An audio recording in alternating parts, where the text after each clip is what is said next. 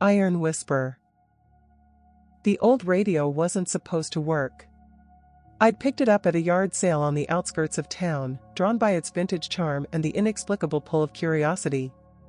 Its wooden frame was cracked and splintered, the brass knobs frozen in place from decades of neglect. The seller, a wiry man with sunken cheeks and a voice like gravel, had been in a hurry to get rid of it. $5, he rasped, shoving it toward me. Take it. Just don't ask too many questions. His tone lingered in the air longer than it should have, leaving me with the faint sense that I was carrying more than just a relic home. The radio was heavier than it looked, the kind of weight that seemed unnatural for its size. I hauled it up the 3 flights to my apartment, where it took its place on a small table near the window. Dust motes swirled around it in the afternoon light, giving it an almost reverent glow. For a few days, it stayed silent, a piece of forgotten history blending into the room. But something about it gnawed at the back of my mind. I couldn't help but wonder, what if it still worked? On the 5th night, after an evening of restless pacing, I finally gave in. Pulling the radio's cord from where it had been wound like a noose, I plugged it into the wall. The lights dimmed slightly, as if the old device was greedily sucking energy from the room. A low hum filled the air, so faint at first that I thought I'd imagined it. Then, with a reluctant click, the dial lit up in a dull amber glow. The static was a whisper, like 1,000 voices caught in a void. I turned the dial, though it fought me, stiff and unyielding under my fingers. The static grew louder, shifting in pitch as I passed through the frequencies. The station seemed dead, no music, no news, not even the distant chatter of talk radio. Just a persistent hiss that clawed at my nerves. But then, as the dial reached a notch somewhere between 2 invisible markers, the static faded. A voice emerged. At first, it was barely audible, as if carried on a breeze from miles away. I leaned closer, heart pounding, trying to make sense of the faint words. She didn't scream. Not at first, the voice said, dry and rasping. It wasn't the smooth cadence of a broadcaster. It was halting, ragged, and disturbingly intimate, like someone recounting a secret they'd carried for too long. I froze. The room seemed colder, the air heavier. The voice continued, I didn't mean to do it. But, it was her or me. My stomach twisted as the realization hit me, this wasn't a story. It was a confession. I yanked my hand away from the dial, but the voice persisted, spilling details that made my skin crawl. Names I didn't recognize, places that sounded vaguely familiar but wrong, as if from another time. Then it stopped, cutting off mid-sentence, leaving a silence that felt worse than the static. I sat there for hours, staring at the radio. It didn't speak again that night, but the damage was done. The words burrowed into my mind, growing roots in my dreams. When I woke the next morning, drenched in sweat, I told myself it had been a fluke, a random signal picked up by a relic. But deep down, I didn't believe it. 2 days later, it spoke again. This time, it wasn't just one voice. The second time it happened, the voices overlapped, whispering in a tangled, feverish rush. I had barely touched the dial, just the lightest flick to see if the damn thing would still come to life, when the room filled with a chilling cacophony. Women crying, men shouting, and something that sounded like a child humming a tuneless melody. It was overwhelming, like a crowd pressing in on all sides, too close, too loud. My breath hitched, and my hand trembled as I reached to switch it off. But then, through the chaos, one voice broke free. Apartment 301, it said, clear and low, with a hollow edge that made my heart stutter. He hit her, in the wall. I stumbled back, nearly knocking over the table. Apartment 301. My apartment. The words seemed to echo in my head long after the radio fell silent. I tried to convince myself it was just noise, just random interference warped into something sinister by my overactive imagination. But that night, I couldn't stop staring at the walls. Every creak, every groan of the old building made my skin crawl. I stayed up until dawn, pacing the floor, my eyes darting to the shadows that stretched and shifted as the hours dragged on. When the first rays of sunlight spilled through the window, I thought maybe the nightmare was over. But the next time I turned on the radio, it became clear this wasn't a coincidence. It was deliberate. The voices grew bolder, each broadcast more vivid than the last. A woman's voice described a knife slicing through flesh with unnerving precision. A man spoke of pushing someone down the stairs, his tone almost casual, as if recounting a mundane chore. And always, between the grim monologues, came the static, like heavy breathing in the spaces between words. The most unnerving part wasn't the stories themselves, it was the details. They weren't random. They were specific, disturbingly tied to this building. Apartment 302. The basement laundry room. The alley out back. Places I passed every day without a second thought, now tainted with the weight of unspeakable acts. I started researching the history of the building, digging through online archives and old newspapers. At first, I found nothing, which was almost a relief. But then, buried in an obscure article from 30 years ago, I found it. A single paragraph about a young woman who had vanished, last seen entering this very building. Her name was Emily Grayson. She was 24. And she had lived in apartment 301. My apartment. My chest tightened as I stared at the article, the edges of the screen blurring.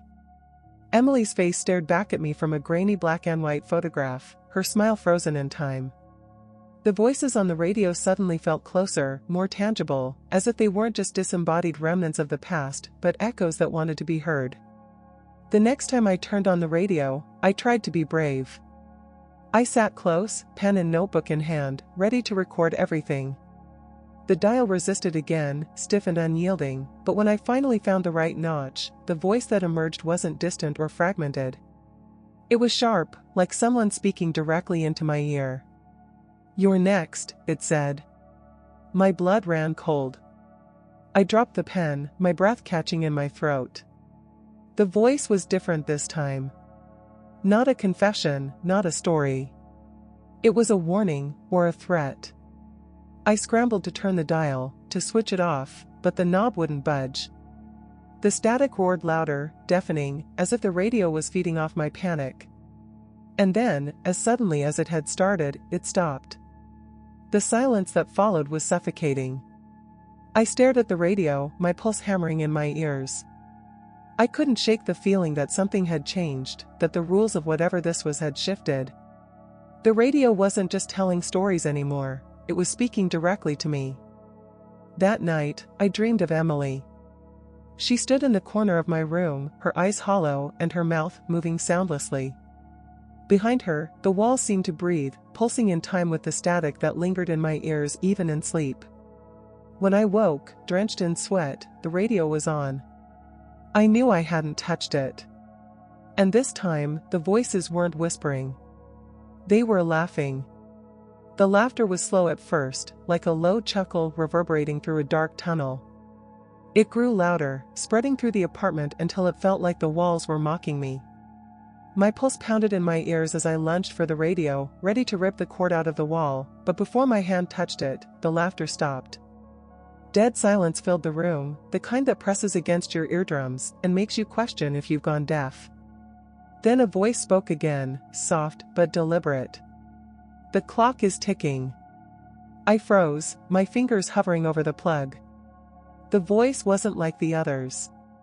It felt personal, directed at me, its tone laced with grim finality.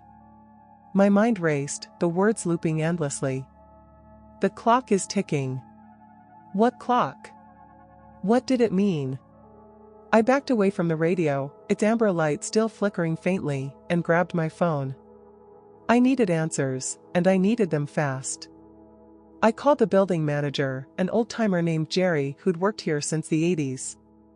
I hadn't spoken to him much, just the usual nods in the hallway, but now his voice felt like my only lifeline.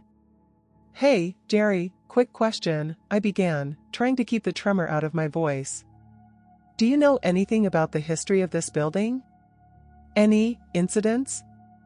Weird stuff?" Jerry chuckled, the kind of dry laugh that comes with too many cigarettes. "Kid, this building's been around since before I was born.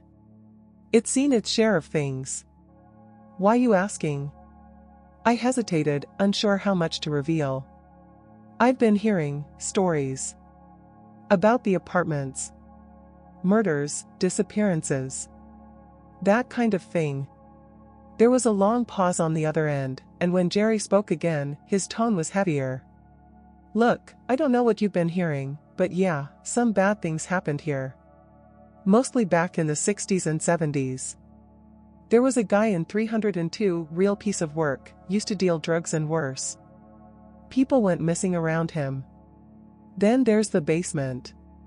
Someone swears they saw blood coming up through the drain once, but who knows? People talk, you know? Yeah, I muttered, my mouth dry. And, my place? Apartment 301?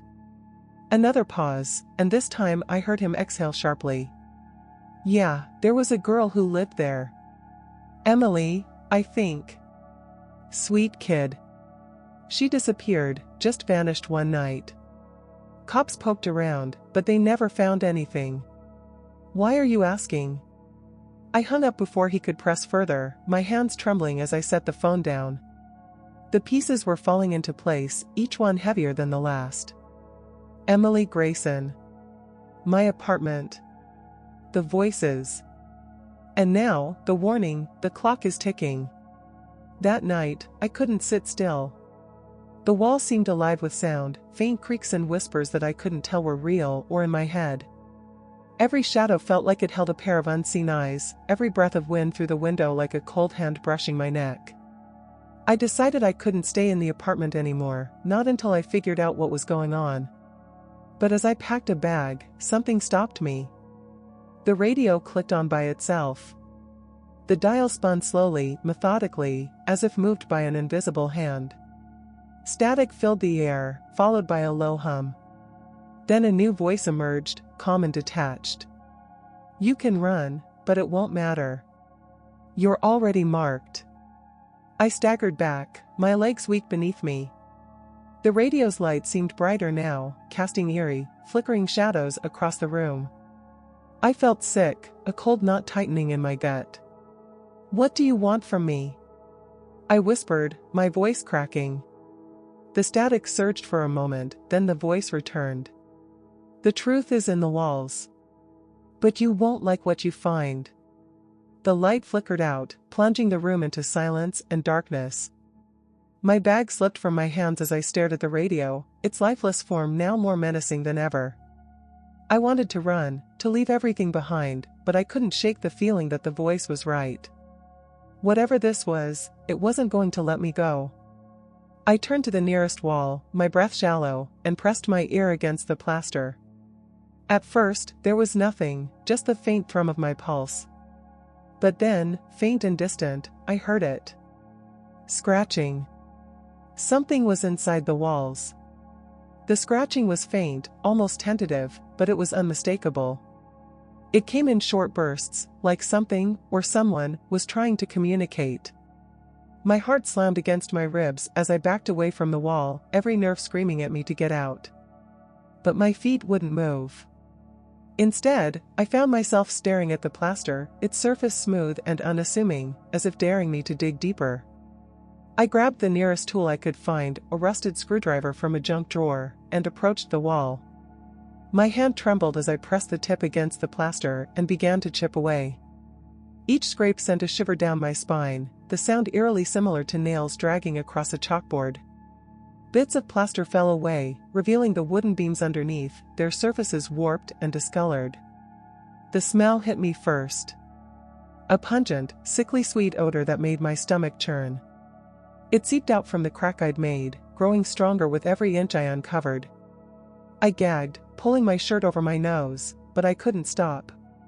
Something compelled me to keep going, to tear away the barrier that separated me from whatever horror lay beyond. When I finally pried a section of the wall loose, I nearly dropped the screwdriver. Behind the beams was a hollow space, and in the dim light, I could make out something crumpled and dark. My mind raced to fill in the gaps, but the truth was worse than anything I could have imagined. It was a body. Or what was left of one. The remains were mummified, the skin leathery and stretched tight over brittle bones. A tangle of dark hair clung to the skull, and the empty socket seemed to stare straight at me. My knees buckled, and I fell back, gasping for air. This was Emily. It had to be. She had been here all along, entombed in the very walls of the apartment. Before I could process what I was seeing, the radio clicked on again. Its light flickered weakly, casting grotesque shadows across the room. The static returned, sharper this time, like shards of glass grinding together. And then, the voice. "You found her," it said, almost mockingly. "But you're too late." I tried to scream, but no sound came out. The room seemed to close in around me, the air heavy and oppressive. The voice continued, its tone cold and detached. "She was the first. You are the last. The cycle ends with you." The radio's light flared, blinding me, and the static roared like a storm. I clutched my head, the sound threatening to split my skull, but just as quickly as it started, it stopped. Silence descended, thick and unnatural, broken only by my ragged breathing.